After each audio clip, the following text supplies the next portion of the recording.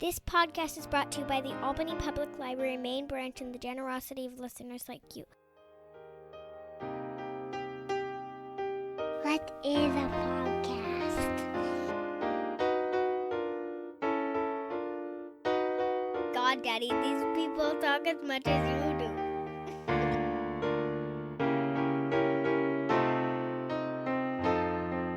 Razib Khan's Unsupervised Learning. Hey everybody, this is Razib, and I am here today with Ms. Cathy Young. Cathy, could you introduce yourself? Hi, so let's see. I am a columnist, currently for Newsday, formerly for the Boston Globe and the Detroit News.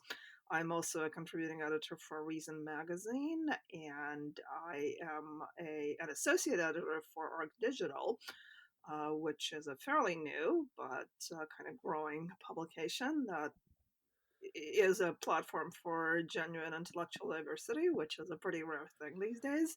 So I'm kind of a big, promoter of art digital. So I'm going to put in a word for that too. And I'm also the author of two books. One is Growing Up in Moscow: Memories of a Soviet Girlhood, which is about me and about me growing up in the Soviet Union in the 70s. I came here in 1980 at the age of 16.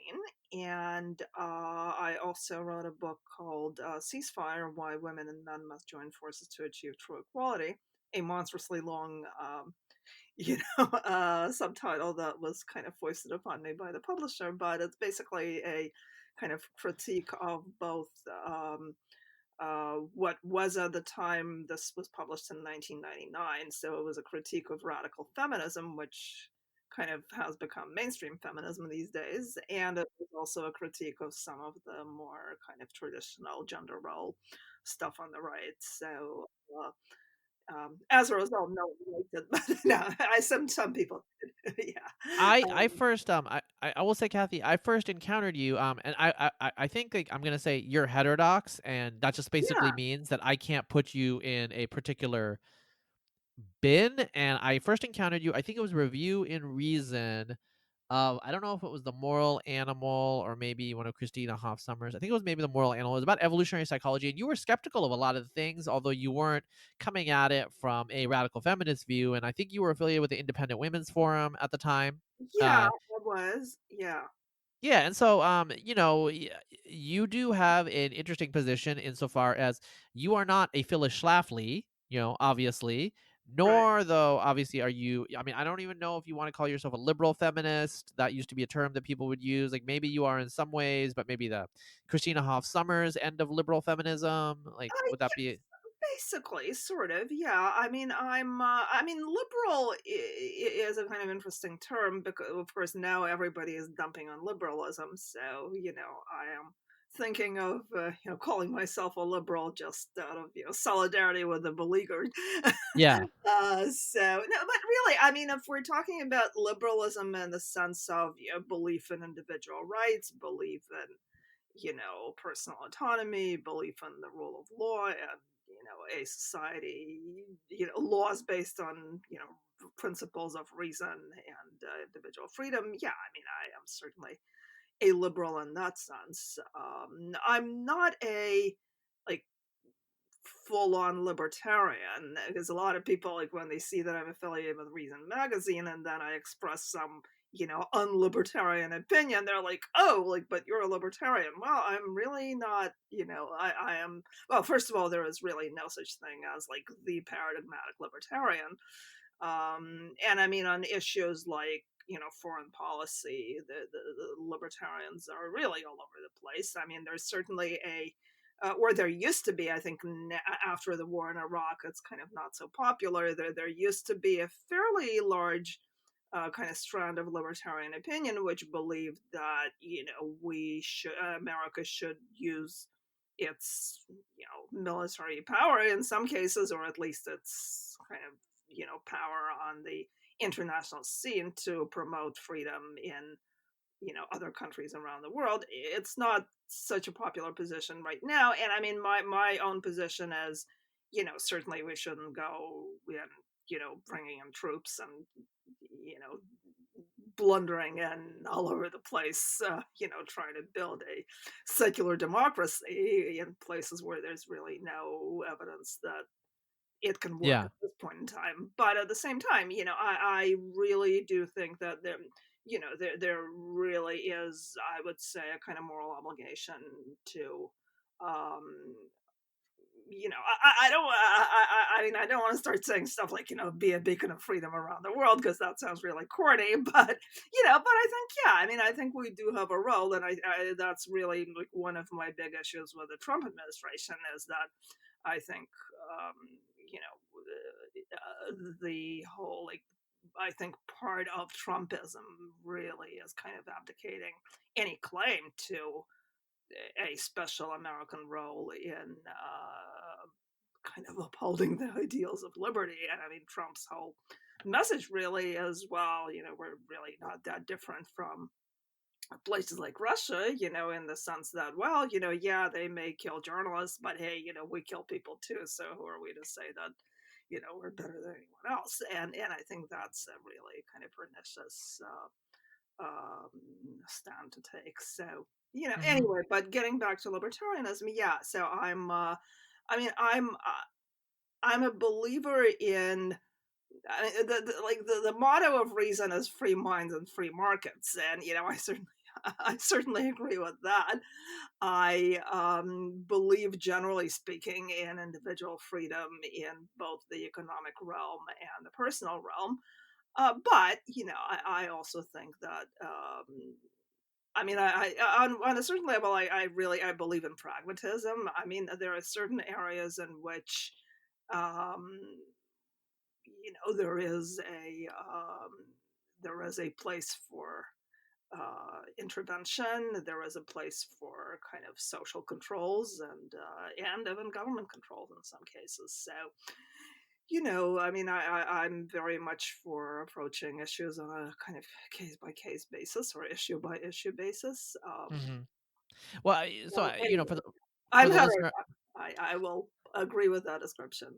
I mean, for the listener, like, sometimes I feel like, Cathy, you're like Ishmael. Your hand is against every other man. Oh, there's well, always some issue where people are like, she's against us, but I thought she was with us. And it's just like, well, no, yeah, you're issue by issue. yeah, pretty much, pretty much. And so, I do want to talk. Speaking of, against us or with us and that sort of thing. Let's talk about like one specific piece, which is from, I think it's in the print edition of Reason, the Yeah, Guillotine Mystique. Yeah, it's long, and so the subhead is: the French Revolution has long inspired progressive radicals ready for change at any cost. And um, I feel like the French Revolution is one of those things where we know, Tale of Two Cities, a few general, outlines, but so for example, like the Jacobins, like, most people don't really know what the Jacobins were, and who Robespierre was, and you can get into who they were like in the piece, but the magazine Jacobin. Recently, I think Boschkar, the founding editor, he said offhand on Twitter, which he had to delete, that he supported the killing of the Romanov children.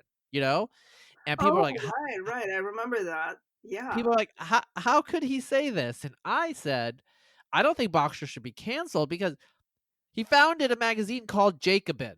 right, He right. told you who he was Yeah, right pretty in the title of the magazine that he founded. But Yeah, a lot of although people, apparently somebody told me that they have claimed that their title was actually not like based on the Jacobins in France, but on the Black Jacobins in Haiti, I think, which is a kind of different thing and not so do you associated. believe that? That seems a I little strange. I think I don't believe that. No, because I mean, to the extent that people are familiar with the word Jacobin at all, I mean, I think that the only association they have with it is, Robespierre, the guillotine, Well, I mean, also, and if you know about the Haitian Revolution, there it was a wasn't warm and fuzzy. yeah. I mean, they killed every white French person at some point that couldn't Yeah, escape. so I'm not sure that's such a great alternative, really, Yeah. right? So So, so yeah, basically, the Jacobins. I mean, like, talk about like, I don't. It's a really so I do want to tell the listeners it's a really long piece. So there's a lot going on here. What is the general thesis and why did you write it? And I mean, obviously, I think there's some contemporary events of why you wrote that. Could you Yeah. elaborate? Well, I wrote it really for two reasons. One is, well, I mean, one is that I kind of had a long-standing interest in the French Revolution, which actually goes back to my teenage years in Russia, when I kind of read every library book about the French Revolution that I could get my hands on, and I knew French, so I was able to actually use a like reading room at an academic library where somebody got me a pass, and I read a lot of sources that were not Soviet published, and it was kind of interesting because the Soviets actually, as I mentioned in the piece, kind of regarded the French Revolution as um, almost like a forerunner of the Soviet Revolution. So the Jacobins were kind of officially considered the good guys, and Soviet history kind of treated them very reverentially. But because it wasn't really about the Soviet Union, so it wasn't quite, criticizing the French Revolution was not quite like criticizing the Soviet Revolution.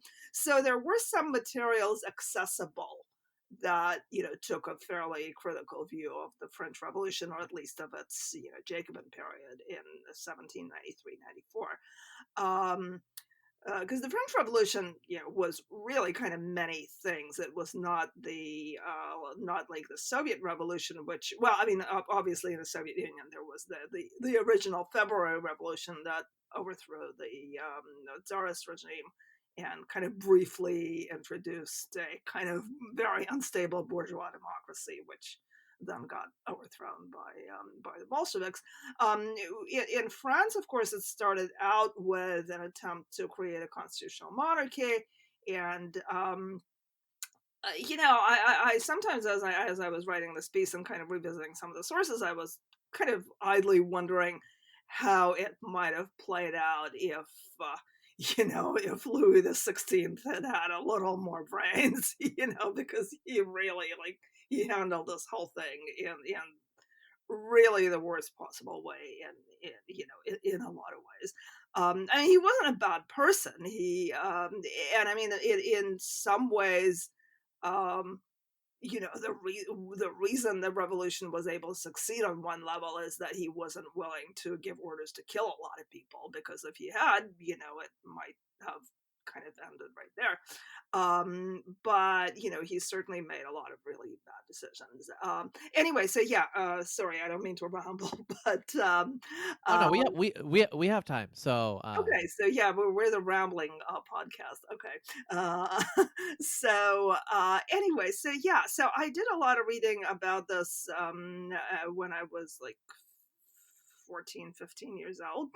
Um, and it's sort of been an ongoing subject of interest. And what immediately sparked this article, and an earlier piece that I wrote for ARC, sort of in a related topic, is that there is apparently this kind of mini vogue for guillotine symbolism on the left right now, where they've actually had, at some of these protests over the summer, they've had a kind of do-it-yourself guillotine, and they've, I think, on a couple of occasions, they've actually like ceremonially beheaded teddy bears and dolls and stuff, and it's supposed to be the sort of representation of people power. Um, and there was a moment, and that kind of got my attention, when they had this uh, protester occupied zone in Seattle over the summer, which was originally called Chaz, and like the Seattle, I'm sorry, the Capitol Hill Autonomous Zone, I think it was, right, Chaz, and then they changed their name to CHOP, which, chop. yeah, which stood for, I think, Capitol Hill Occupied Protest Zone or something. Anyway, so there was a report about this in the New York Times, in which they wrote about this guy who was one of the leaders of this very kind of informal community, which ended very badly. Not quite as badly as the French Revolution. They killed a lot fewer people, obviously, but anyway, I think something like 4 people ended up dead. And eventually it did get shut down. But anyway, when they changed their name to CHOP, the one of the leaders was explaining why, and like he corrected somebody who said Chaz, and he said, no, no, no, now it's CHOP. And then he said, like addressing the crowd, he says, well, yeah, it stands for Capitol Hill Occupied Protest Zone, but also it's a reference to the French Revolution, because remember what happened to the people during the French Revolution, because when poor people rose up against the rich and privileged, and what happened to those who didn't get with the program. And then the crowd responded in unison, chopped. And it was a reference to the guillotine, obviously. And I thought, this is something worth writing about, because I think a lot of people are really not that familiar, obviously, with the details of the history. And I think a lot of them just know that, Marie Antoinette said, let them eat cake, and then she got her head chopped off. Yay. This is what happens to insensitive, privileged people. And, and my goal in this piece was really to look at, what the Reign of Terror really was. And also as I was kind of looking into this, it just really struck me that there are so many parallels to the current moment. Like there is, this general sense that the social structure as it exists has, major problems, and has really kind of run out of steam. And people want something new. A lot of people just are seriously unsatisfied with the way things are going, and Yeah. want change. And and the thing that I think makes the French Revolution really interesting historically is that it's the first time in history when you have basically, you have organized murder in the name of a progressive goal. So that was interesting because, of course, we're talking about the Age of Enlightenment. And at that point, a lot of people believe that, we're transcending all this medieval barbarism. And, there was a lot of push at the time for the abolition of the death penalty. And it's interesting, by the way, because Robespierre, prior to becoming, one of the leaders of this regime that pursued the Reign of Terror, was actually a big advocate for the abolition of the death penalty. He was a lawyer, and he started out as a liberal, and he was very much against the death penalty. He was against kind of harsh punishments in general, and then of course he ended up being at the head of this terrorist regime. And by the way, it's the French Revolution that gave us the word terror in the political sense, and gave us the word terrorist. I mean, there's a lot of our kind of political and intellectual space right now, it can be traced back to the French Revolution. And Left versus right. yeah, left versus right. That was is fascinating, because really those concepts, which are still with us, are based simply on the seating of deputies in the First National Assembly, which came together in 1789. And yeah, the people who were more radical happened to sit on the left, and the people who were more conservative happened to sit on the right. And 200 plus years later, we're still thinking on those terms. So yeah, So Cathy, I want to jump in here. I mean, so obviously French Revolution. There's a lot. There's a lot to read about. There's a lot that happened, especially before like the reaction. Like it's years and years, right? Stuff happened. There was a yeah. Great And War. one book that I really recommend, by the way, is Citizens by Simon Schama. It came out Okay. in for the 200th anniversary, in 1989, I guess, or 1990. I'm not quite sure what the exact pub date is, but I reread it just recently. It's still a great book. And, I want to mention, since, we're here talking about me, I have the process of writing this article have sort of inspired me to, um, to write my own book. And I haven't started writing it yet, but I'm kind of putting together a proposal.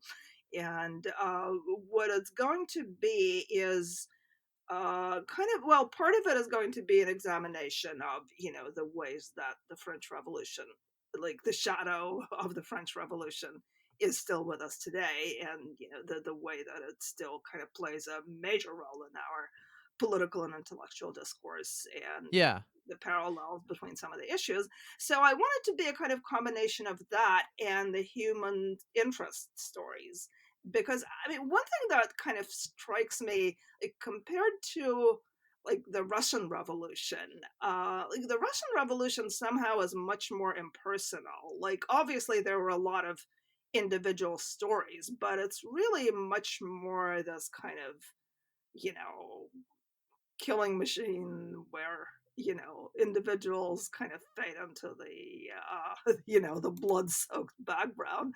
And obviously with the French Revolution there is a lot of killing as well, at least, especially past a certain point when the Jacobins took over. But I think, it's a much more, I mean, somehow I think it just exists on a much more human level, and there are just so many fascinating stories of, individuals on, on all sorts of different places in the political spectrum, from the aristocracy to the far left, and a lot of things in between. And so basically right now my plan is to structure it in a way that, kind of an essay that looks at the big picture, and then stories of maybe like 10 or 12 or 15 individuals, who in different ways kind of illustrate different aspects of what happened. And I want to look at some of the kind of lesser known figures, because as I said, there are a lot of just really fascinating stories, and I think there's a really good way to tell this, which I hope to do. I mean, I'm kind of surprised that there isn't a good like mini series about the French Revolution. I mean, it's really it really lends itself, I think, to a kind of Game of Thrones style, like 5 or 6 season, epic, because there are Yeah, like so Winds of many War great type stories. stuff. Yeah, Like yeah. like stuff that we've done with World War II. So, I do want to ask you, since you've been immersed in this, I was always taught, and my reading does indicate this, is one way we misunderstand the French Revolution, though, is that it was in many ways a bourgeois revolution Hmm. insofar as property rights were maintained. So some of the radicalism that we associate with, say, the Paris Commune and obviously later the Russian Yeah, yeah, Revolution, yeah. that had not precipitated or matured yet. And so basically it was a first step in overturning the ancient regime. And Right. so, what we think of as radicalism, or what they thought of as radicalism, in some ways is the new liberal consensus. And so, despite the excesses of the terror, or for example, I don't know if you want to call it the genocide, but what happened in the Vendee was basically a religious war against conservative or peasant Catholics. Its magnitude, scale, scope, and ambition would, in some ways, still seem to us to be relatively modest. It was just that it was one, the first, and second, Yeah. where it was starting, the presuppositions of monarchical rule and conservative, the order of the 18th century, were so different from anything that we take for granted today that Oh, it of was a course. radical break. Yeah. Yeah, no, well, the interesting thing is, I mean, in terms of it being a bourgeois revolution, yes, I mean, it was, in its basic principles, and certainly, the Declaration of the Rights of Man and Citizen, that's basically, I mean, those are the principles that really, for the most part, modern society is still based on. And, it challenged the social hierarchy where your rights and privileges were basically determined by your status at birth. Although, I mean, it's complicated because French society really had been evolving at a tremendous rate, really it was. And I think Tocqueville wrote about that the French Revolution really happened at a time of major liberalization. So it was really so it's not that the despotism gets so unbearable Yeah. people finally can't take it anymore and rebel. It's more like liberalization is happening, but it's not happening fast enough. And by the way, one thing that I do want to mention, and I think this is something that a lot of the kind of the conservative critics of the revolution tend to forget. There were a lot of really, really awful things about the Ancien regime that, really need to be kind of understood to put things in perspective. Like the fact that, until like literally almost up until the revolution itself, France still had these horrendous medieval punishments. Like, most of those, by the way, did get abolished by Louis XVI under public pressure, literally like a year or two before the revolution. But there were these like horrible executions where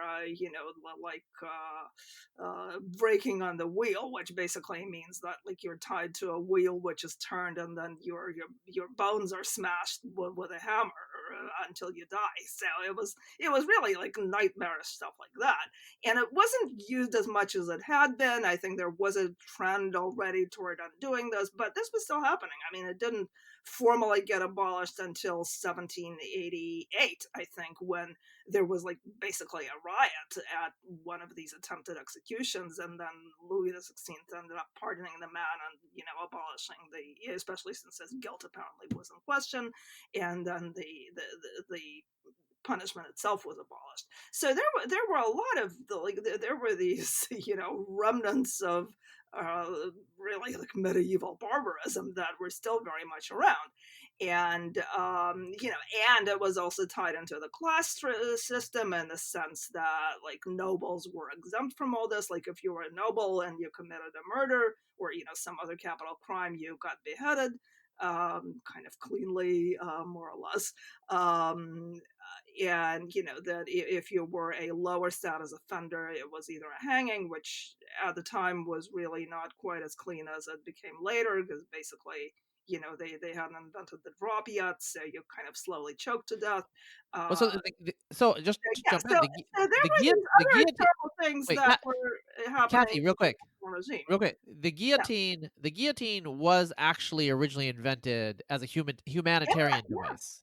Yeah, it was invented as a humane device, and it was invented as a kind of egalitarian device, because the idea was that, now everyone, regardless of rank, is going to be, like if you are unlucky enough to be executed. And a lot of the revolutionaries, by the way, were death penalty abolitionists. But the idea it was initially that, well, if we are going to have the death penalty, unfortunately, we're going to administer it in a way that, is quick and painless, presumably, and doesn't discriminate on the basis of social rank. It's going to be the same for everyone.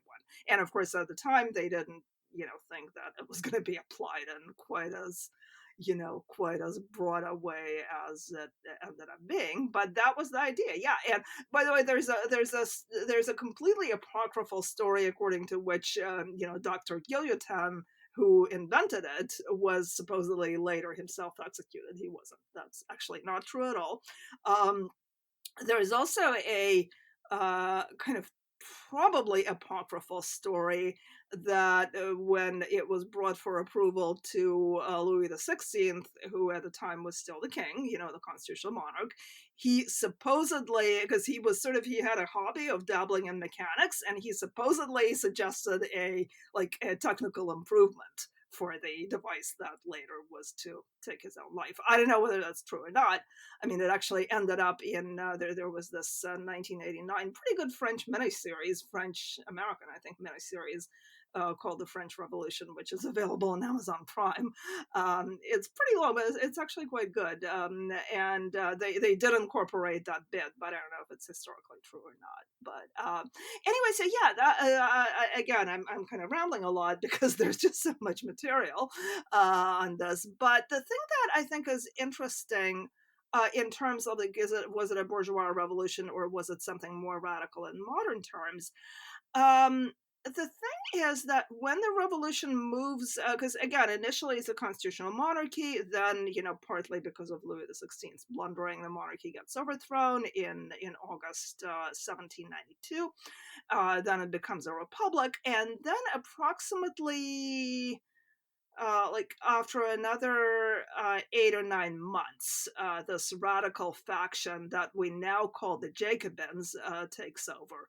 That wasn't actually what they were called at the time, by the way. The Jacobin Club actually included both radicals and liberals, but eventually all the liberals got purged, and I think that the name Jacobins eventually kind of stuck with that group. But generally they were called the Montagnards, which is like the mountaineers, because the faction in the National Convention that was the radical faction was called the Mountain because they tended to sit like on the high seats. So so that was that was the group that took over, and Robespierre was kind of the best known person associated with it. Marat, who was a kind of radical journalist who published a newspaper called Friend of the People, L'Ami du Peuple, was another figure who was like very prominent in it, Saint Just.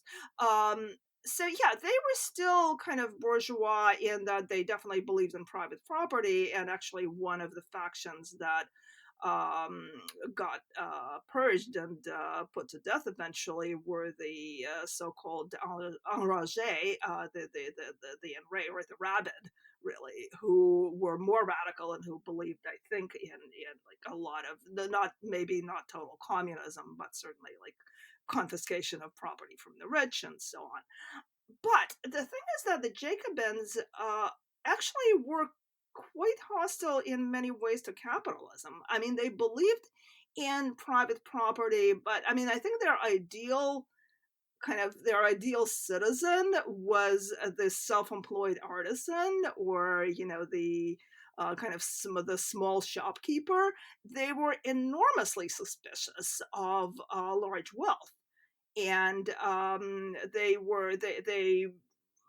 a lot of the people who got executed were wealthy merchants and the like. And actually it's interesting that people have actually done account of the people who were executed during the Reign of Terror. I think only like 10 to 12% were actual aristocrats, and I think another maybe 10 or 15% were priests and nuns, because they were really going after the Catholic Church. And the rest came from all walks of life. A lot of them were just, common people. A lot of them were somebody who happened to, get drunk and shout, fuck the Republic. We're allowed to curse on a podcast, right? Yeah, curse Okay. curse away. Yeah, okay. So a lot of it was really just stupid stuff like that. But a lot of there was a lot of animus among the Jacobins against the rich. And Simon Schama actually tells an interesting story. There was a kind of especially vicious round of reprisals in Lyon after a Jacobin representative was killed there, and the whole city essentially became like one big suspect.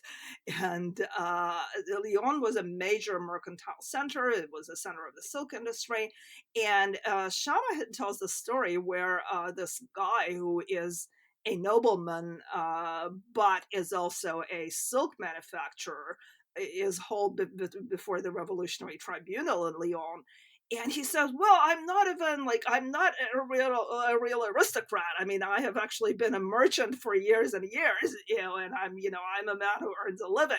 And then Shama comments that he didn't realize that was actually in the eyes of the Jacobins at that point that made him worse because not only Mm. was he an aristocrat, he was also a merchant, so and Well, a good so merchant. So well, so yeah, Kathy, I guess one thing maybe we need to distinguish here is that so there's a distinction between the petite bourgeoisie and the the haute bourgeoisie, right? So there's like right, right, yeah. you're saying they were against the high bourgeoisie, just they had class envy or class resentment or class hostility, but a nation of shopkeepers, which is Right, that was basically it, and I think they definitely believed in like small property ownership.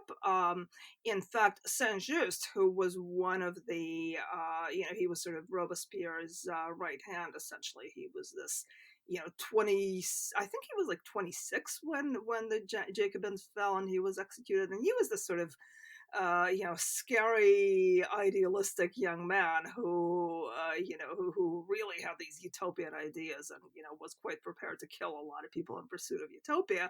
And he left some among his manuscripts. There were these notes for the ideal like the ideal state, and he actually believed that in an ideal state everybody should own some property, including women, by the way. So that was kind of an interesting kind of bit of radicalism.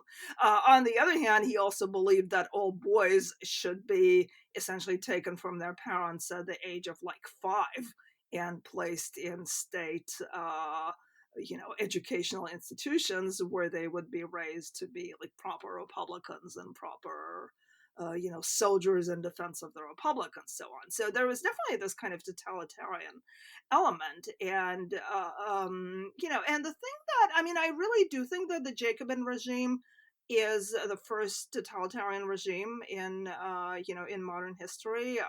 I mean, I guess you could argue about whether certain aspects of the medieval church had totalitarian elements, but yeah. in terms of Wait, can I modernity and the Enlightenment, certainly the Jacobins were the first. let me jump in here because like you were born and raised partly in or you were raised partly in the what is Soviet Union. So we have like a idea of totalitarianism there, 20th century totalitarianism. A question I would ask, what your opinion on this is like, is totalitarianism, is state totalitarianism actually even possible before the pre-modern era due to the decentralization and the weakness of state capacity, lack of information flows, and whatnot? So, I mean, That's a good I'm question. asking you, like, is it even possible for the Jacobins to have become totalitarian? There's no telegraph, there's no railroad. Well, it's interesting. I mean, they were certainly totalitarian in the parts of the country that they controlled. So, they certainly aimed to establish a form of totalitarian regime, I think. And I think, I was actually just yesterday reading somewhere Hannah Arendt's definition of totalitarianism, which basically means, and I think one of her criteria was the replacement of, um, kind of organically evolved and traditional customs and, opinions, views, and so on by a state enforced ideology that everyone is expected to subscribe to. Yeah, And in that sense, I think the Jacobin regime certainly aimed to be totalitarian. yeah, yeah, They didn't quite have the capacity, again, as you said, because of a lack of communications, to yeah, effectively enforce it throughout the country. But I think and I mean, there were large areas of France where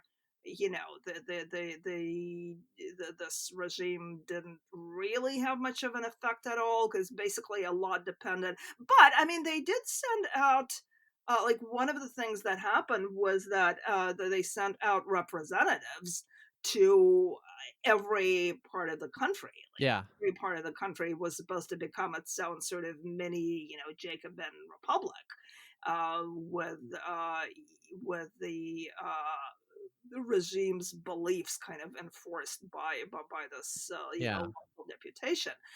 Now a lot depended on the personality of the person who happened to be deputized, because in some areas where the person they sent or the people they sent were relatively laid back, pretty much nothing happened. But they certainly did, and of course a big theme also, and that was part of what happened in the Vendée, the kind of the battle between the revolutionaries and the Catholic Church was one of the really big things. Yeah. But I Because mean, those are elite, so I guess let me just say two things.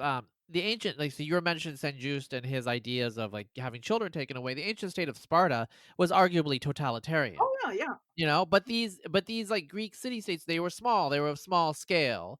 And so the question, not the question, like my conjecture, I would say here is, modern people, we often think of like pre-modern authoritarianism and totalitarianism, and obviously they had, there were ideologies that were totalistic, like literally totalistic, oh right? yeah, yeah, But the reality is, until modern information and transportation, I would argue that it was just not scalable. Totalitarianism was, in general, the tyranny of the commune, you know. But right, within vast swaths of territory, there are places to flee, places where there are more liberal local, governors and things like that. And so I wonder if it's comparable in that way. Whereas, like in Cambodia, or yeah, to some extent Soviet Union, Maoist China, um, these modern nation empires with the tools of modernity, or even the genocide of the Nazis. right, We could right, analogize it to pre-modern genocides, but the reality is pre-modern genocides were much more ad hoc and, quote, inefficient than the industrial scale that the Nazis perpetrated. And so those ideologies were already there. But I would argue modern day totalitarianism is, quantity has a quality all of its own. And it was right, quantitatively different in terms of its efficiency, effectiveness, scope, and control. And so I think maybe what we're talking about here with the French Revolution and the Jacobites is kind of a cusp. It was pre-telegraph, yeah, yeah, but obviously people were getting more integrated. The French national identity kind of formed, the modern identity kind of formed there. And they did change the official ideology in a very radical way. They destroyed the power of the church, which never really recovered, like it tried to multiple times in the 19th century. So right, what we're seeing here is like massive elite turnover, elite shock. And right, then, right. and so how do you relating it to current politics? Let's pivot to that. Right. Well, the thing that I would say is kind of interesting as a parallel, and I think this is, by the way, another area where the Jacobins are sort of the first, at least in the kind of the Enlightenment period. Uh, there is this idea that the world can be completely remade. Like, and remember, the Jacobins actually created a new calendar. Like, they decided that they should have a new, like they literally were starting a new era where the year of the proclamation of the republic was the year one, and then they kind of made up their own calendar with new names from months and so on. And this actually lasted, surprisingly, until I believe 1800, when Napoleon took over. So this actually, I think this lasted for a total of like 8 or 9 years.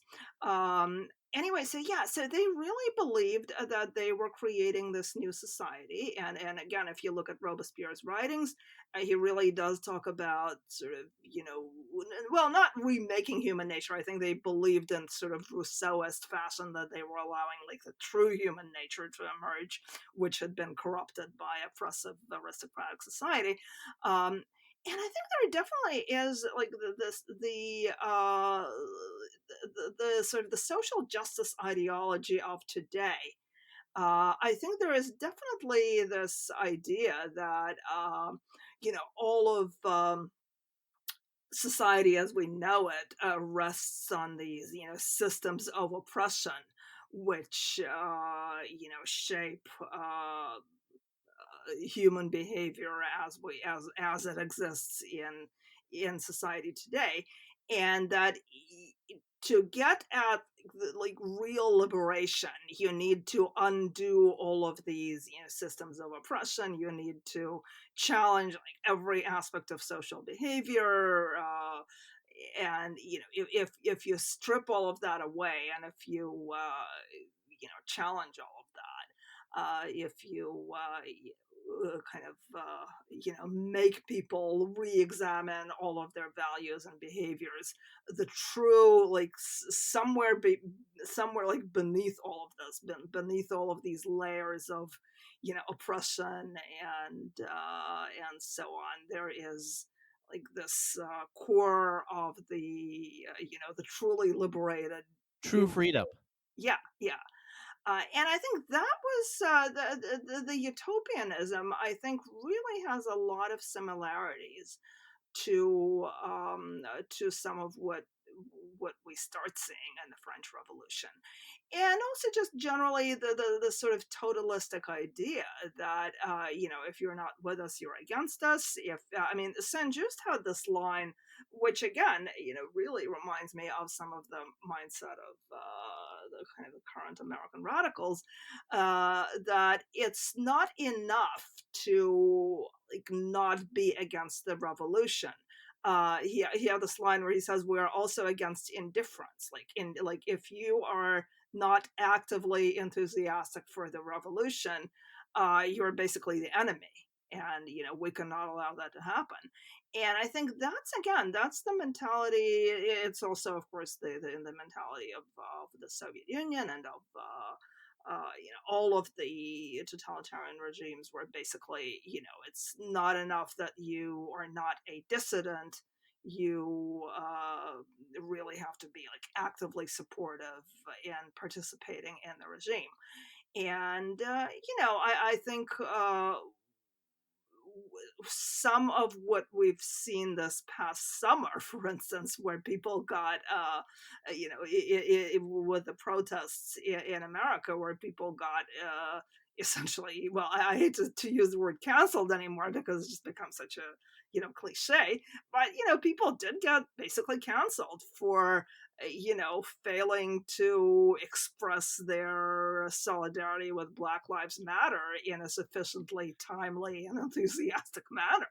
I Yeah. mean, we did actually Yeah. see stories like that. There was a yoga studio, I think, in Minnesota that had like 8 outlets in Minneapolis and in the suburbs, which essentially was put out of business because some of the more activist employees decided that the statement that the studio put out expressing, after the George Floyd killing, expressing solidarity with Black Lives Matter, was sort of insufficiently, first of all, was insufficiently prompt. I guess they may have waited 2 or 3 days, and was also not worded in the proper manner. I don't know what the exact issue was, but basically, suddenly this business started getting flooded with bad reviews on Yelp, and suddenly they were getting, I think there were protesters outside some of the outlets, and essentially they were forced out of business because they were perceived as being insufficiently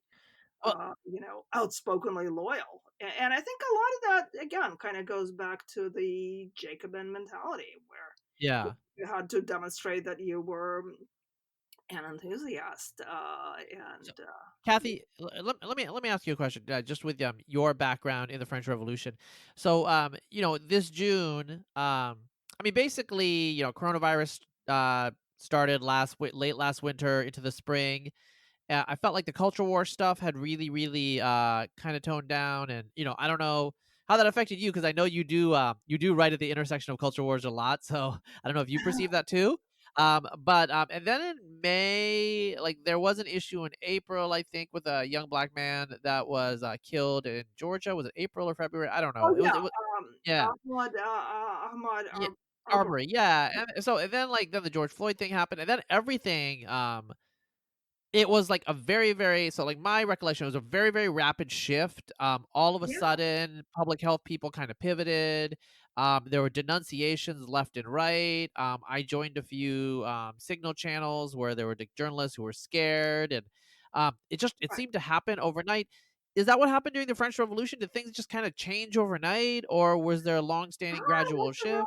That is a really good question. Well, I mean, I think was the I don't know, because the conflagration in May, June, I mean, in a way, it was overnight, but it was also the result of a long buildup. Because I think this, I mean, in a way, like the Great Awakening, as some have called it, this has been happening Yes. since circa 2015. 2013, 14, Yeah. I Yeah. would say.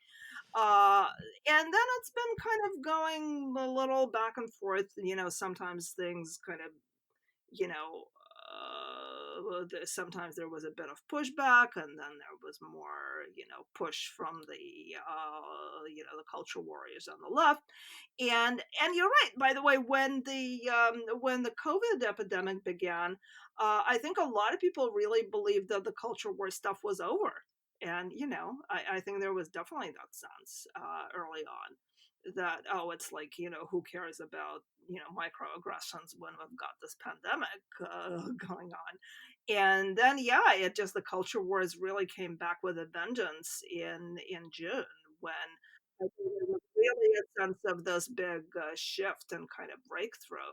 And that's an interesting question about the French Revolution, about whether there was like a single moment when I mean, I think with the French Revolution it was more like there were several stages when things kind of got progressively more kind of insane. And I think and again, I don't want to get too much into the nitty gritty, but a lot of it was also related to the war that France found itself in. And by the way, again, it's fascinating how many of the issues have these modern parallels, where we like, arguably a lot of our current cultural moment with Trumpism and all of that is related to the kind of implosion of neoconservatism, right? And the whole idea that we should be like exporting democracy because the war in Iraq, and so on and so forth. And there is actually a parallel there in the French Revolution, because the people who initially like the first generation, well, or even like really the second generation of revolutionaries, because the first generation was kind of the constitutional monarchists early on, and then the people who rose to power were the Girondins, who were this kind of moderate Republican, or more with kind of liberal, centrist liberal faction, who were either kind of moderate Republicans or constitutional monarchists. And they wanted a war with Austria, partly because they believed it was a preemptive strike, because they thought, Austria was going to intervene to kind of try to squelch the moves toward, a liberal state in France, but also because they thought it would be this great thing to like export the French ideals of liberty, equality, fraternity to monarchist Europe, and to kind of shake up all these monarchies, and bring freedom to all these enslaved people all over the continent. And of course, that ended very badly for the people who were behind that push. The Girondins, most of them ended up being executed themselves. Because what happened was that once the war began, it really precipitated a slide into radicalism in France, because partly because there was a lot of paranoia about a fifth column. And there was increasingly a perception that anyone who was like not quite on board with the revolution was essentially collaborating with the enemy. So I think that partly was responsible for the slide into the reign of terror. And I mean, what really I think one big kind of turning point was the so-called September massacres of like September 2nd and 3rd of 1792, when this was shortly after the overthrow of the monarchy, when the war was not going well for France, and it looked like the Austrian and Prussian troops had actually crossed over into French territory. And a lot of people, and the one of the leaders, the Duke of Brunswick, the leader of the Prussian troops, had issued earlier this proclamation, basically saying, well, if you touch one hair on the heads of Louis and Marie Antoinette, we're gonna come and like slaughter all of Paris in ways that you haven't even dreamed of. I mean, it was written in this really, really like over the top, threatening language. And so there were the passions were like really, really high, and I think there was a lot of paranoia, and there was at one point like a group of people who were like a group of revolutionaries essentially decided that there was a conspiracy, because at that point a lot of supporters of the monarchy had been imprisoned, and there was this idea that the prisoners were like this, enemy in the back, essentially, who like this, treacherous element that was going to sabotage and betray the war effort and like kill everyone, or help the Austrians and Prussians kill everyone, once Yeah. they invaded. And basically there was this horrendous prison massacre where essentially these mobs just invaded the prisons and slaughtered a lot of people. And eventually it was sort of somewhat regularized because they set up this ad hoc committee that tried to have these, quick, quote unquote trials, but of course, that was obviously a joke. Although I think about a third of the people who came before these ad hoc committees actually did end up being released. But yeah, but they killed not only a lot of imprisoned priests and aristocrats, but also a lot of common criminals who were also regarded as a kind of unstable element.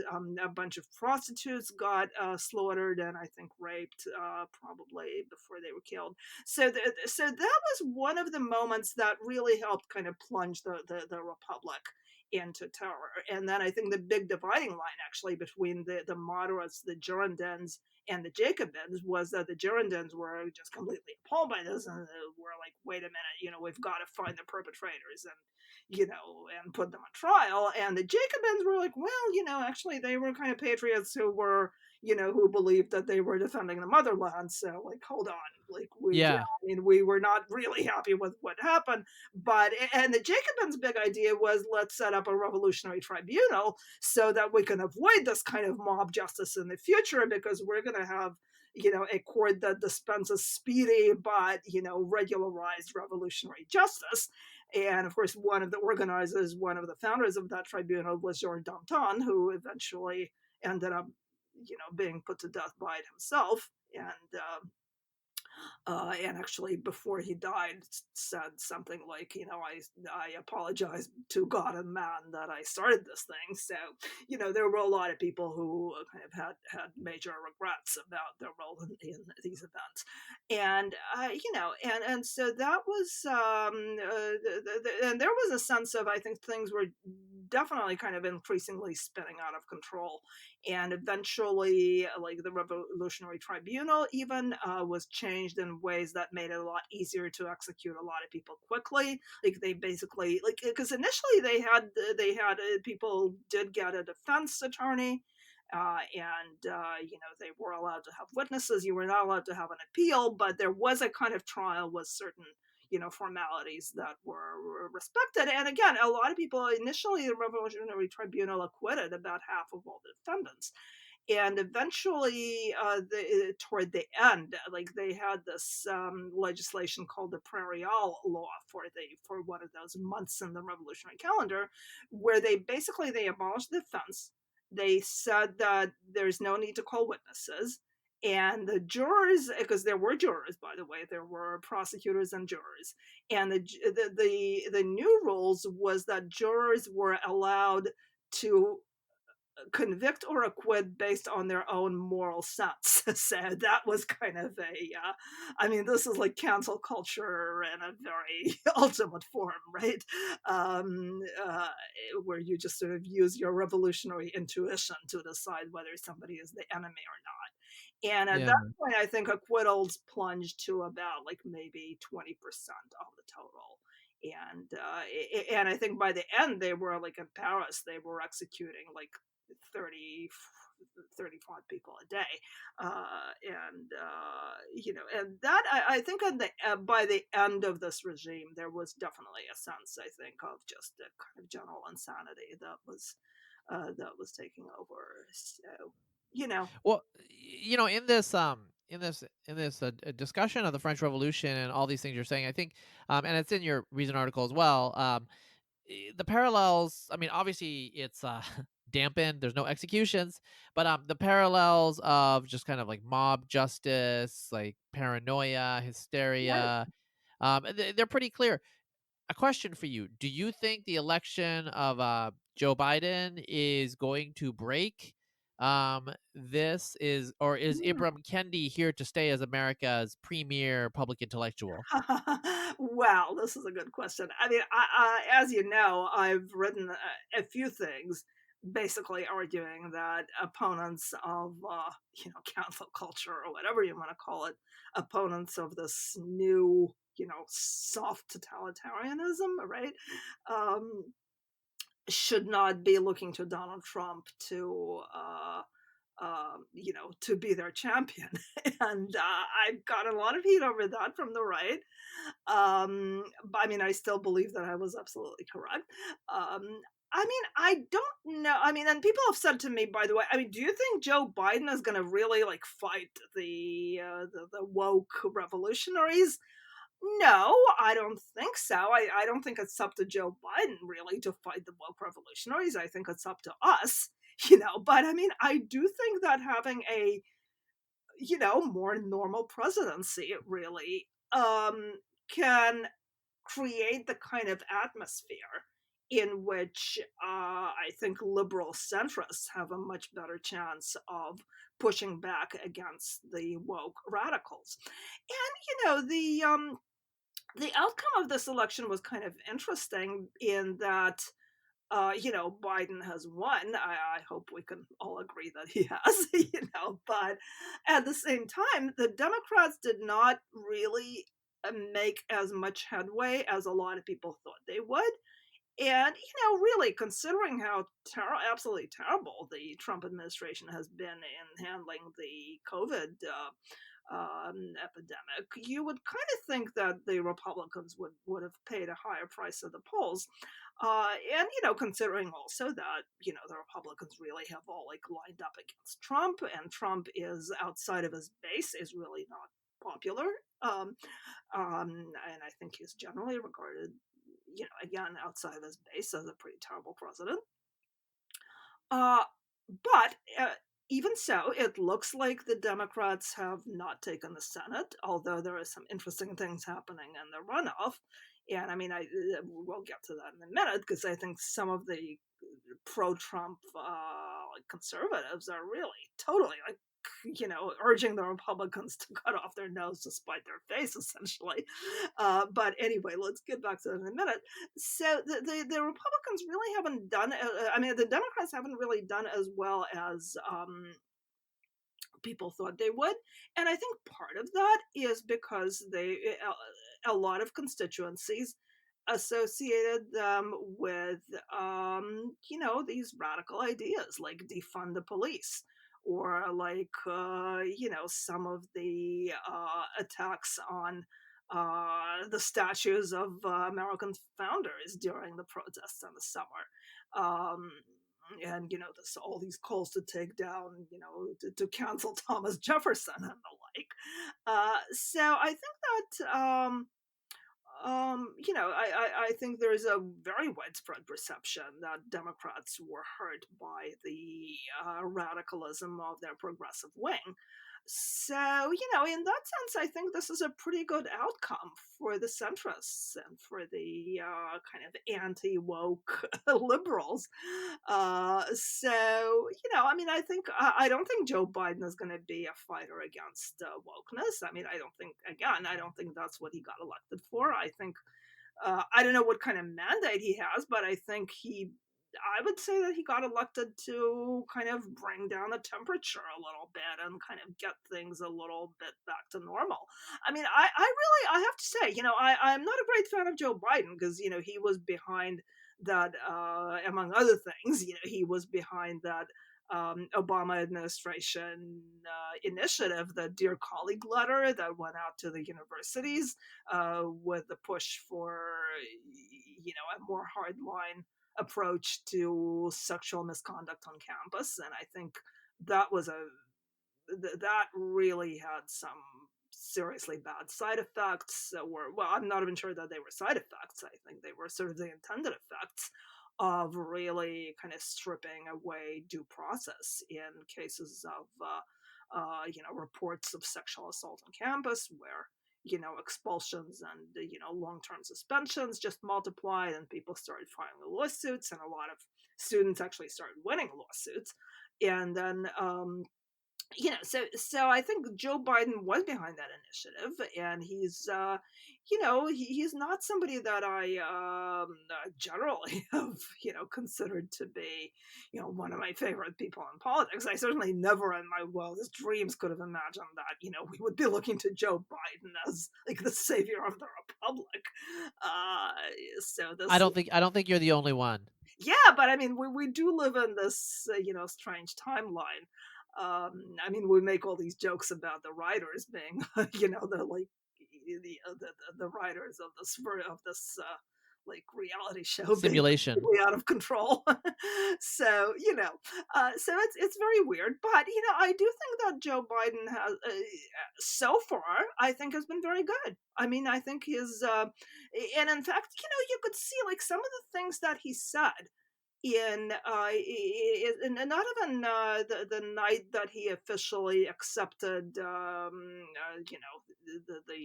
victory that he officially said, yeah, like we won, and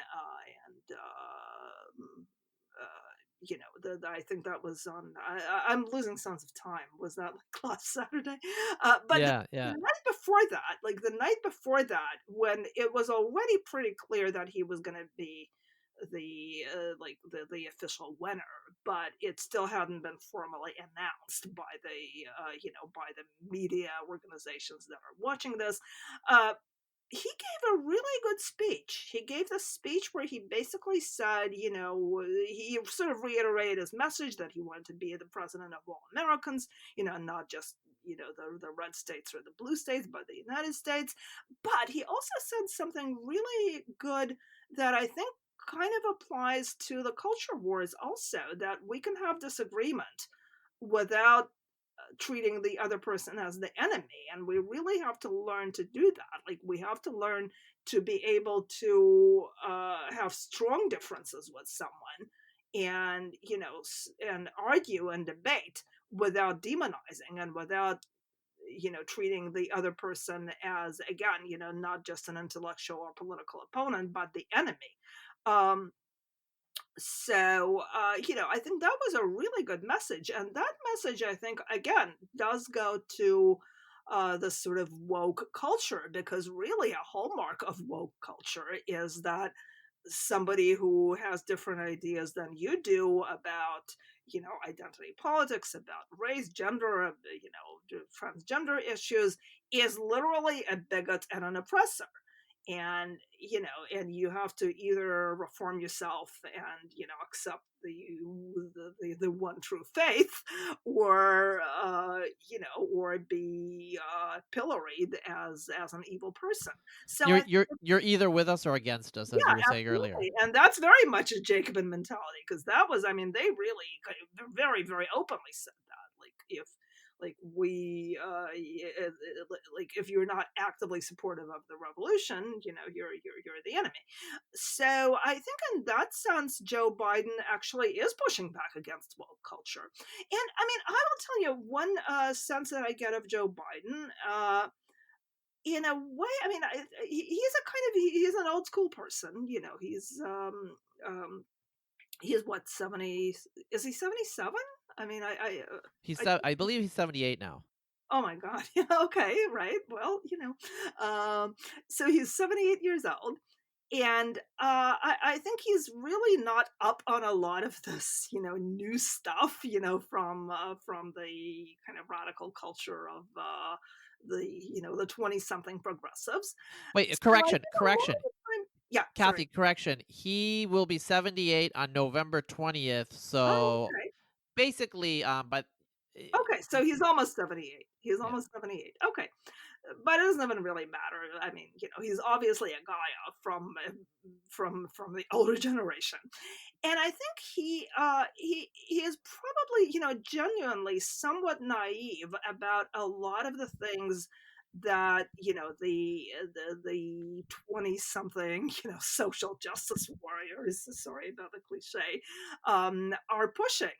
And I think when he looks at issues like, the debate about transgender rights, I mean, he will tend to frame it in terms of, well, it's just an issue of common decency. And like, if you have a kid who, decides that he or she wants to be transgender, um, then of course you shouldn't discriminate against that child. And yeah, and I think when it's put that way, most people will listen to that and say, sure, we're not we certainly don't believe that anyone should be bullied or discriminated against.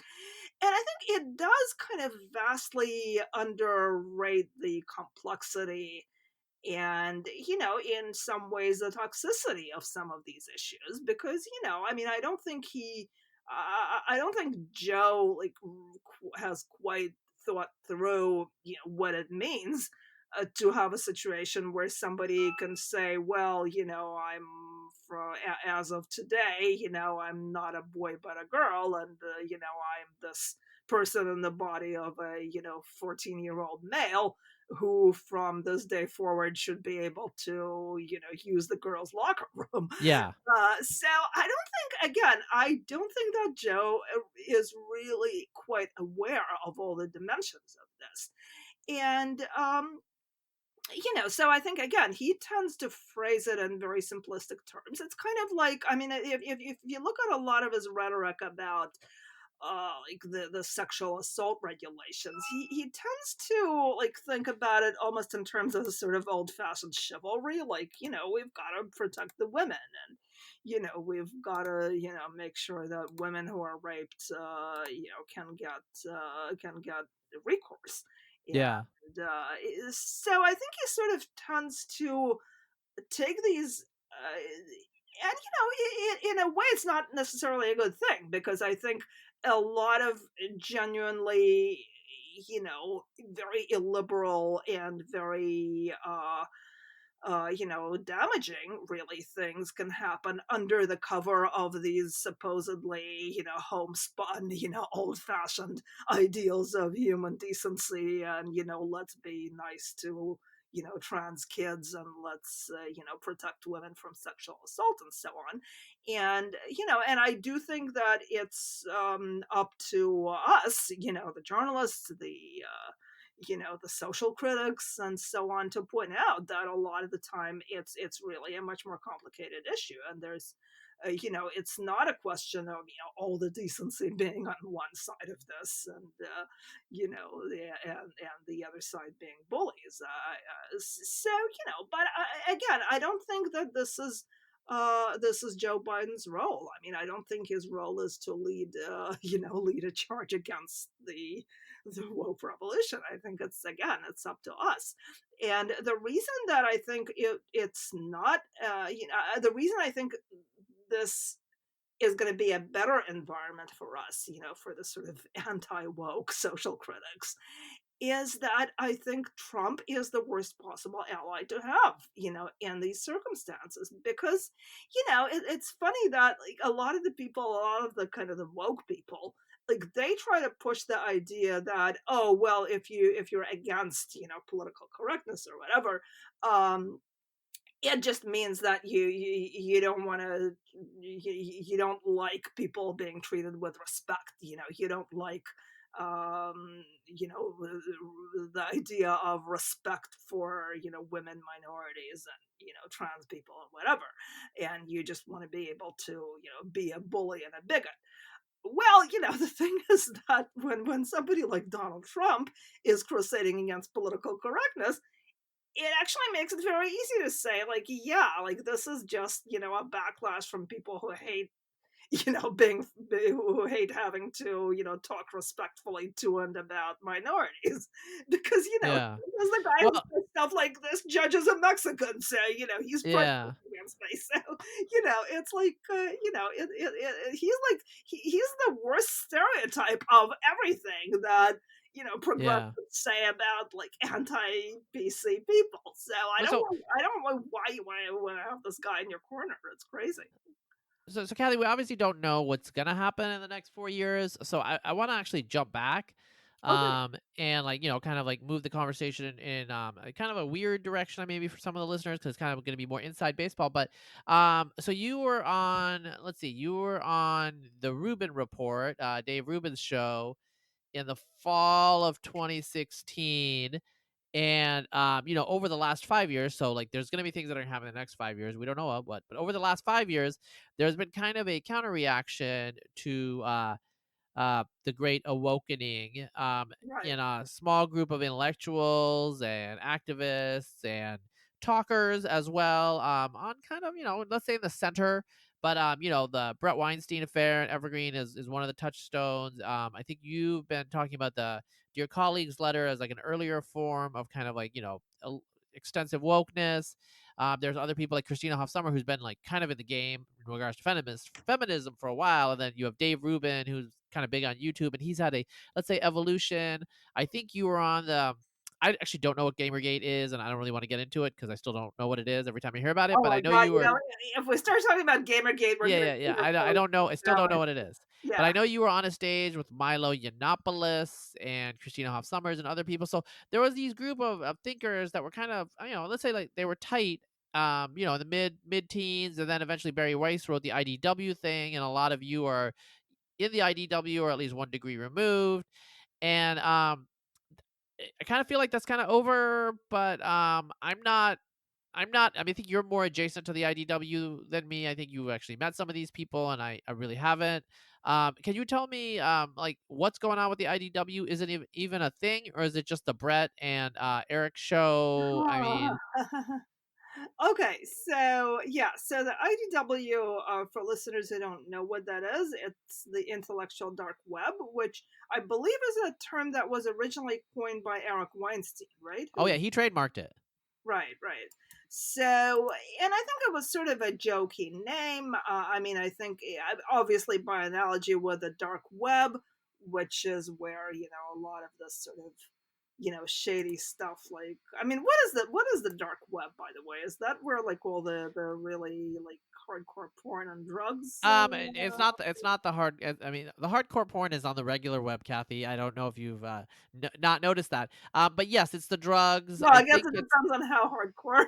Yeah, like, so, I mean, that's where Right? you would find snuff films if those exist, like child porn, like that pedophiles would Yeah, get. So, yeah, but illegal dark stuff. porn would be dark web, right? So I mean, it's kind of like stuff that's not quite legal, right?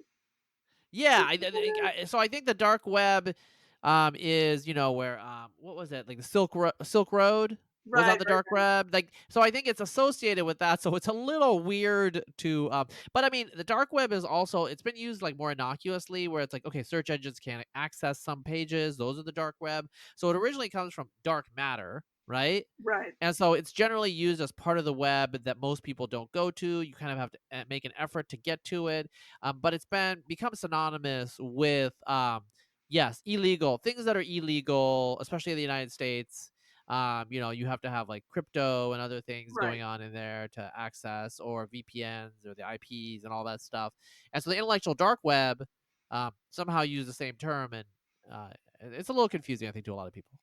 Right. Yeah, I mean, I think the idea is that it's this sort of maverick collection of people who are outside the, you know, the mainstream or outside this sort of these new rules of I guess political correctness, you know, the new rules uh, of the sort of, you know, polite society. That's the word I'm looking for. So yeah, I mean, I think that the intellectual dark web um, I guess it is people who consider themselves cultural dissidents, right? I think that's a good term. Yeah. Uh, so the term was really kind of brought into the mainstream spotlight when Barry Weiss did a long feature for the New York Times Magazine. Um, and I think she profiled like about what, like 8 or 9 people in detail, including Yeah. including the Weinstein brothers and Heather Heyer, Christina yeah, Hoff Sommers. I don't know if Dave Rubin was there. There's a couple of what, other yeah, people. Yeah. yeah, Okay. and Shapiro? Ben Shapiro, maybe? yeah, and that was kind of a weird. I mean, in some way, the choices were kind of weird because like Ben Shapiro doesn't really, in my view, quite sort of, or at the time didn't quite fit in with Yeah, a lot of he's the Toki Normie Con. yeah.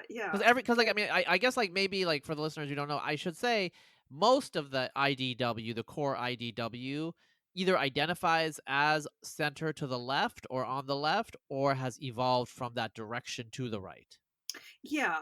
Yeah, no, at the time, I think most of them were still sort of on the left. Oh, and of course, Jordan Peterson, who was pretty much faded from the scene, I guess, because of his own Illness, health yeah, his addiction other problems and issues. depression. Yeah. So, I mean, I think that was a kind of there was definitely and I wrote about this at the time. I thought there was definitely a kind of valuable like kernel of an idea there, which is that, I mean, I think that there is a monoculture in um, obviously, and it's difficult again in the American context, or in the modern American context, especially. I think it's difficult to talk about a monoculture because culture is so splintered and like layered and divided into these different tribes. Uh, but I think that in terms of like I guess the educated classes, uh, like the people who read the New York Times, like the people who read progressive, digital publications like Slate, which are supposed to be the sort of, mainstream, this intellectual mainstream. I think there are definitely in recent years has been a drift toward this kind of woke-ish orthodoxy, where, and I mean, some of it's really been pretty amazing to me, like the way that the word, how do you even pronounce it, Latinx, I mean, Yeah, I think really, it's I've heard either Latinx or Latinx.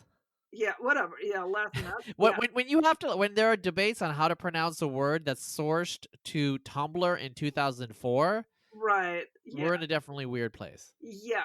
So, but it was kind of amazing to me that this word just really took off in the mainstream media. Like no one uses it in, like normal Latin society. American, yeah, and in Latin American community, they don't even know the word. Yeah, most of them don't know it. The ones who know it don't like it. It doesn't Yeah, really fit with, Spanish grammar at all. It's a so mangling really of like the language. And I think that there was a Pew survey which showed that like 2% of all Latinos yeah, um like identify with that word. So it's just so bizarre. And suddenly it's everywhere. Like it's in the New York Times culture coverage. And it's kind of interesting because I looked, and like the political coverage in the New York Times has still used the word Latino or Hispanic. And in the culture coverage and the culture pages, it's overwhelmingly Latinx. It's been popping up in the New Yorker. It's like in all the mainstream publications, and it's just bizarre because it's like 2 years ago, nobody had even heard this term outside like really esoteric activist circles. Um, so yeah, I mean, I think it's just been, and you can look at, and Phoebe Maltz Bovey has written about this. She's a sort of left wing, but kind of, unorthodox left. IDW adjacent. Yeah, so she's written about the fact that, like in recent years, um, culture criticism, like film, TV, book criticism in the mainstream press has really become almost entirely politicized. Like, it's almost unthinkable to not discuss, these works of art and entertainment in a non-political context, in a context that doesn't like deal with gender politics and racial politics, um, and so on. So I think in a sense, like the IDW is a pushback to this politicization and this very uniform politicization of culture, where suddenly like everybody has to agree on certain things that that most people really still regard as very debatable. Like or the they haven't even heard the debate. There's a lot of, so it's like, yeah, Matt Iglesias always says like most voters are not college educated, et cetera, et cetera. So when you tell someone they're Latinx and they're Mexican American and they don't even know what you're saying, and it's not like they even reject the term, they have never heard the term. yeah, and if they do hear it, they're just going to be totally put off because it's Or like, like what is it? last winter or spring, I don't I've been out of academia for 4 years now. They switched from POC to BIPOC. Oh yeah, right, right. And regular people, they kind of know POC, people of color, but then when you say BIPOC, they're just like, wait, is that like some pharmaceutical drug or what? I mean, it's just the Yeah, rate I of remember change. seeing reactions from like a bunch of people who for the longest time apparently thought that BIPOC meant like bisexual people of color. Seriously, I shouldn't laugh. I'll get canceled again. people who made that assumption that it means bisexual people of color, which is funny, but it kind of fits. I mean, and it's incredibly bizarre. And, and you see reports of this, um, kind of jargon ridden kind of new culture, taking hold in schools, like suddenly everything has to be framed in those terms. Um, I mean, I remember stuff, and it's everywhere. I remember like when one of the Star Wars movies came out, like Vanity Fair had a piece that was the headline was something along the lines of like the new Star Wars shows that it's time for white males to like step aside and let the women and people of color take over. And I'm like, So maybe apparently, the Star Wars universe is a patriarchy. So yeah, this cultural.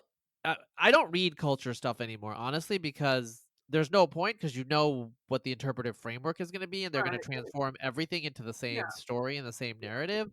So I mean, maybe it's a little familiar to you growing up in the former Soviet Union. You know what the moral of the story is always going to be. I feel like that's where Yeah, we're at. yeah, no, and I think there are definite similarities in terms of I mean the thing in the Soviet Union, um, there was this term because I mean I'm sort of I pause for a second because it's complicated because I mean I think it's a bit of a caricature to say that oh well in the Soviet Union everybody thought everything that was written and so on like was always in terms of Marxism and so I mean there was a lot of there definitely was a kind of independent well not independent but there was definitely like cultural thinking that wasn't in those terms and that was still doing kind of old fashioned literary criticism and but the thing is that you had to pretend like to get published you had to insert these obligatory little nods to Marxism Leninism. Like I remember that for instance I had a collection of as a kid I had a collection of like Russian translations of Shakespeare's plays and the introduction had these passages that I remember very well about how well Shakespeare was really like chronicling the transition from feudalism to early capitalism and like King Lear is really about the conflict between like old fashioned like the between the feudal values represented by Lear and the kind of the new values of the rapacious rising bourgeoisie represented by his daughters and Edmund. Like I don't know why like, you know, I mean, Goneril and Regan are really not the bourgeoisie. They're the daughters of the king. So, but I Yeah. was the idea was that like morally they're really not like bound by the old rules of morality. So, but it was this this incredibly contrived, Marxist interpretation. And, now did the people who wrote that stuff really believe it? Probably not, And the thing is that, uh, in Soviet publishing, there was a term, locomotives, and what it meant, like these little, these phrases that mention Marxism were like they were called locomotives because the idea was that they moved your book through, like with those phrases, your book could actually like move through the system and get published. Yeah. So, Yeah. so that's why the term locomotives came in, and like people were very consciously sort of inserting these things into like literary essays that also had a lot of normal stuff. Um, but so I think the Well, looking Kathy, let me jump in here. I do have to say, I don't read culture stuff, but sometimes in the New York Times, I don't read much of the national politics anymore unless it's like really interesting because again, the narrative is going to be in there and I'm sick of it. But like sometimes in the world news or in the science pages, there's periodic interpolations of stuff related to white supremacy or something that doesn't make any sense in the rest of the piece really. It's very Oh yeah, tenuous. yeah, yeah, yeah, And definitely. so I'm assuming that they were asked to have like, well, we should have like every story have something to do with anti-blackness. So they're like, okay, we'll just put this in Right. here, and then everyone just understands what's going on. Yeah, yeah. Well, I guess those are the locomotives, right? It's so yeah. It's like I remember that there was a piece about this new production of Porgy and Bess in New York, and I guess it was at the Met. Yeah, I guess. There was all this stuff about how well actually it's kind of problematic to have this play that I'm sorry this opera that was written by a white guy about black people, and I guess we should acknowledge that it's really problematic. So you know it's it really it's sort of on that level. And then I remember that like, when there was the My Fair Lady revival um in New York a couple of years ago. And again there were these pieces in the New York Times about how there's all this like how do we yeah it was like how do we deal with My Fair Lady in the age of Me Too. Yeah, I'm just sitting there going Yeah, that's shut super the weird. fuck up. I mean, that's pretty much like that's my basic reaction to a lot of this stuff these days. It's just like shut the fuck up. I'm just so fucking sick of this. Yeah, I mean, there's a lot of laughter to go around. Although, like like with the whole Brett Weinstein affair, there's obviously, and I think most listeners will know, there's some serious stuff with intimidation. So I Oh, guess like absolutely. Yeah, yeah, going back to like the IDW, like where are we at? It seems like Ben Shapiro seems to just have become just another normie, and I listen to him every now and then. I actually prefer his interviews as opposed to his monologues, but that's just me. And then you have I think Dave Rubin has evolved into he is or was a Trump supporter. I don't really follow yeah. him No, I think closely. we've been evolving in that direction for quite a while. Yeah, Uh, and then like Christina Hoff Sommers, I mean, and I'm not saying this is an insult. She's been doing the same thing really for 30 years now. So it's kind of like maybe the IDW moment has passed, but she's just the person she always was, you know? Oh yeah, yeah. No, I think Christina's great, and I think she's she I think really does have a lot of integrity. And I'm not saying that because we always agree, we don't always necessarily, but but I think that she definitely has stuck to her guns, so to speak, in terms of just being this sort of old-fashioned liberal, whether it's fashionable or not. And I think Sam Harris is good. He's taken a lot of heat over the years. And again, I'm not necessarily in agreement with everything that Sam Harris says. I mean, I'm not a huge fan of new atheism. I mean, I think this whole Yeah. like, I mean, That I that that, that is I that is think so that's over though. but like the whole, religion is at the Yeah. basis of every bad thing that ever happened. Well, Yeah, not. you might know a little bit about that personally, right? So Yeah, yeah. Well, and if you look at like even if you look at the French Revolution and like like the coming back to our initial topic, like in the conflict between the Catholic Church and the Jacobins, I mean the Catholic Church, obviously the French Catholic Church wasn't this wonderful institution, but the people who tried to replace it were really not. frying pan to the fire. Yeah. So yeah, but at the same time, getting back to the IDW. So yeah, I think Sam Harris has been good. Um, James Lindsay. I don't know if you've been following Jim's recent stuff. I don't know how much. Yeah, little. He's really veered. He's really veered into Yeah. yeah. Well, I mean, first of all, I think Jim Lindsay has evolved into a sort of, he's sort of the opposite of Ibram Kendi in that they both have the same, like, if all you have is a hammer, everything looks like a nail, mentality. Because it's like, for Kendi, it's like everything is going to be about racism ultimately. And like, you're either an anti racist or a racist, and there's nothing in between. And like, apparently Barack Obama was being racist when he talked about you know the need for more black fathers to behave responsibly and so on. So it's just this crazy stuff.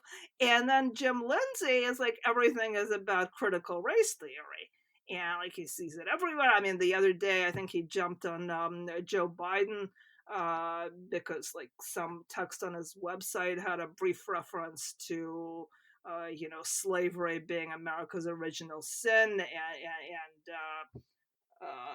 and Jim was like, "Oh, see, I told you critical legal theory is a religion." Well, Thomas Jefferson said things that were sort of in the same vein, because there's a passage in I think his private papers about he says something like I tremble when I remember that God is just, and like what we're doing now with slavery is going to be visited on us. So I mean, I think it's really not like viewing this issue in religious terms is not some politically correct thing that just came into being 5 years ago. So yeah, I mean, I think Lindsay, I think initially was kind of won over when Trump issued an executive order banning critical theory based diversity training in the federal workforce. And it's kind of like, because I think it was based on a discussion that he heard on the Tucker Carlson show. And when it came up in his debate with Biden, it was really kind of pathetic because it was so clear that Trump has really no idea what he's talking about. He doesn't, I mean, I think all he could say about, this critical theory based training was like, oh, well, like people were being taught this really horrible stuff. Yeah, well, that's that's highly that's highly enlightening, and that's certainly gonna make people understand what what you're talking about and what's going on. So yeah, I mean, I think he really has no understanding of the issues at all. And I think Jim Lindsay just decided that he was an ally and decided to kind of treat him as such. And then he kind of went all out, really just basically saying that we've got to support Trump because otherwise these radical Democrats are going to come to power. And and again, I mean, I think that there are problems with the extent to which I think Joe Biden tends to kind of oversimplify some of these issues as issues of common decency, and I think that's a problem because like there's a lot of genuinely toxic stuff that can be kind of smuggled in under the cover of common decency. But I'm also pretty sure that Joe Biden isn't this critical theory pushing radical. And it's weird because the latest piece that I wrote, by the way, I did a piece just today for the Bulwark about the way that the American election is playing out in the Russian media. And there was a guy on one of the Russian talk shows talking about how, well, Joe Biden represents the people who think that, America should take down the statues of the founders because they own slaves. And I don't know. I mean, somehow I don't think that, Joe Biden is going to, rip off his face mask and reveal himself as Nicole Hannah Jones. So, I think that I'm pretty sure that Joe Biden doesn't believe that. And I mean, if you look at at his actual rhetoric, I think he is definitely somebody who believes that, America started out with great ideals, but, obviously they were deficient in the specific ways that they were applied. And we've been progressively moving. I mean, I think Joe Biden is somebody who basically endorses the, kind of moral arc of the universe, but bends towards justice. Yeah, So positive, optimistic. it's this Whiggish idea, basically, that liberalism started out as imperfect, but we're moving toward betterment in extending the reach of liberal ideas and civil rights to more and more people who initially were unfairly excluded from it, like blacks, like women. And I mean, I think that's basically correct, which doesn't mean that there aren't problems associated with that expansion of liberalism. And obviously we're trying to figure out um, how to balance liberty and equality, which in a way was also the problem of the French Revolution. So we keep coming back to that. Um, but I think that in terms of the specifics, I'm sure I disagree with Joe Biden about a lot of things. Um, but I mean, I think the basic outlook, I agree with. I think we disagree about how to Yeah. apply that, and obviously, I mean, if you look at somebody like Ibram Kendi, I do think that he's a totalitarian. I mean, this is a guy who wants an anti-racism amendment to the Constitution, and he wants a Department of Anti-Racism, which will, carefully monitor, the expression of possibly racist ideas by public officials. And of course, Kendi's idea of racist ideas is extremely broad. As I said, he believes that, Barack Obama was being racist when he talked about the problems with, not enough paternal responsibility in the black community. That sort of thing. So yeah, I mean, this is. I mean, I think Kendi is a very dangerous person, and he's somebody who's getting millions of dollars from corporations for his anti-racism center. Is it Harvard, by the way? I forget. But I think it's Boston University. Oh, Boston University, Yeah. right? Okay. I Ibram Kendi, I respect the game. Ibram Kendi is making a lot of money and he's not actually very bright. So, this is America at his best. He's got the hustle, so I respect that. I don't respect, the whole framework, but the rules were not set up by him. He is stepping into Ta-Nehisi Coates's um, you know, shoes, making them Oh, frankly sure, yeah, yeah, even stupider, but with a PhD. Which right. that's a good I mean, like I feel like it's crazier and like frankly like less intellectually impressive than Tanahashi's work. Oh, But absolutely. Tanahashi's a college dropout while this guy's got a PhD. It's just a weird situation. Yeah, no, absolutely. But see, Tanahasi is, first of all, is a genuinely brilliant writer. I think.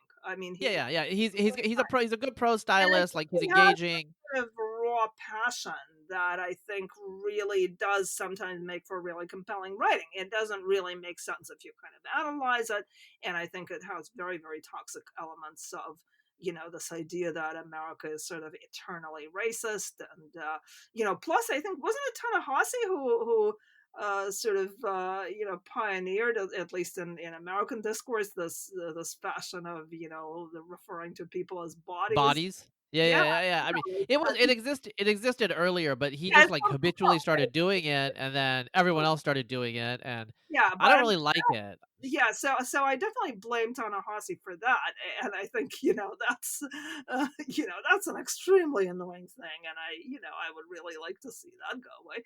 Um, but yeah, but I mean, I was actually thinking the same thing, looking at Ibram Kendi. I thought, wow, it's like suddenly, by comparison, Ta-Nehisi Coates actually seems full of nuance, subtlety, and Hey, Kathy, it gets worse. It always gets worse. That's I what because yeah. you always think like, oh, like this is bad. Like what's going on in this culture, and then there's someone next who's even worse. So, I mean, hopefully, like we need to close this out. So, I do want to ask you: are you optimistic, for the 2020s? Growing up in Soviet totalitarianism and coming to the United States, and there was some ups and downs. It seems like liberalism was kind of under threat during the Trump era. I'm frankly like worried for it in the 2020s. But like, how are you feeling? Like, do you think that the corner will turn and individualism, heterodoxy, and just kind of openness to inquiry will come back again?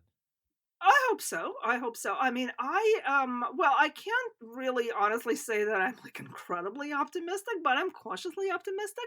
I mean, I think that obviously liberalism has some internal problems, and I think that partly that's why we're seeing these kind of pushbacks against liberalism. But I think liberalism. I mean, in a way, I think liberalism has these inherent tensions. I think that, and I'm sure I'm not saying anything terribly original here, but I mean, liberalism has inherent tensions between liberty and equality, for one thing, because like how do we balance the an understanding of the fact that there are like tremendous individual differences, which means that people are going to end up in different, very very different places in life in a free society. And yet we do have the idea that all people are essentially equal, and how do we kind of hash that out? And I think we've dealt with those issues before. I think at one point they played out primarily in terms of economic inequality. More recently, it's been more sort of identity based. Um, and there are a lot of people who will basically say, well, this identity politics that you're decrying, it's really just about extending full civil rights to marginalized groups. And obviously I believe that that's not the case. I think that there's been this very toxic mindset of really reducing people to their racial, gender, ethnic, religion, and other labels.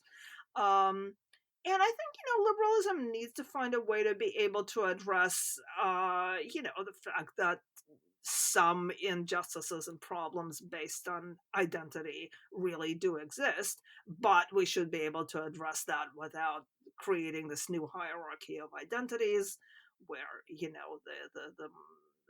the more marginalized you are in the traditional hierarchy, the more power and authority and esteem you have in the new system. So I think we have to find a way to find our way to a genuinely kind of individual oriented framework where again we can address kind of collective injustices All while right. respecting.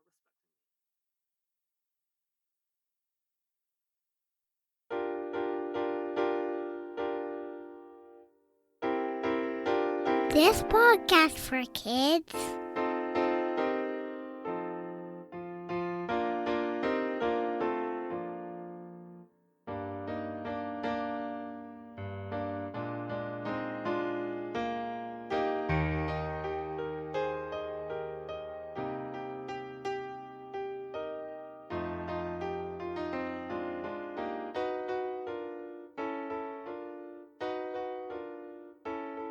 This is my favorite part.